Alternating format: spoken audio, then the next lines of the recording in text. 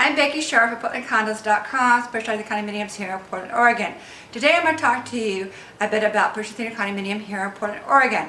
One of the first things you might want to think about is the neighborhood you'd like to be in. We have some great Portland condo neighborhoods here in Portland, Oregon, including the Pearl District, Northwest Nob Hill, downtown Portland, South Waterfront, Goose Hollow, and some great close-in neighborhood condo buildings on the east side. They all have different energy and feel to them.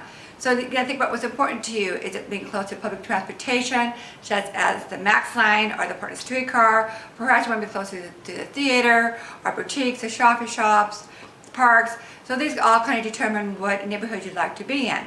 The other thing to think about is the size you'd like to have in your condominium. Most of our condominiums here in Portland are one bedrooms. So we do have many studios and 2 bedrooms, but the majority is 1 bedroom.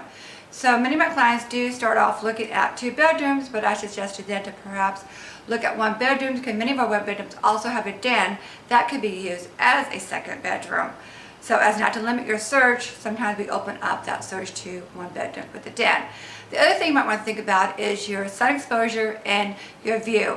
If you have a unit or a condo on the east side of the building, you perhaps would have the sunrise and the morning sun, and maybe a view of the mountains. If your condo is on the west side of the building, you would have the sunset and perhaps a view of the West Hills.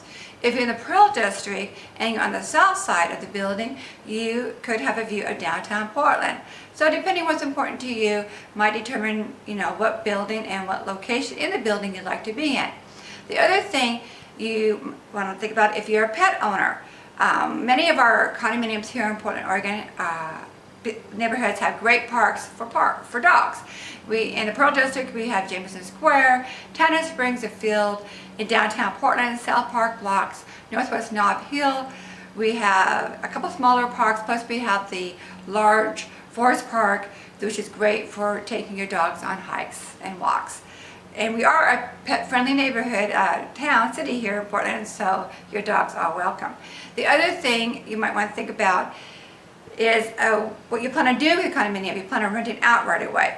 Many of my clients will want to purchase a condominium now in Portland, planning to move here later, maybe a few years, or when they retire. Or some of my clients are investors wanting to invest here in Portland. If this is the case, then as we are looking for condominiums, and you have a building you like, or perhaps you find a unit you like, we would check with the property management company to find out where they are with their cap, because many of our condominiums do have a cap in their bylaw of 25 to 30%. So we'd like to find out where the building is currently with their rental cap. These are just a few things to think about when you're purchasing a condominium here in Portland, Oregon. There are many, many things to think about and questions, and please feel free to call me, email me, or reach out to me through my contact page on my website, portlandcondos.com.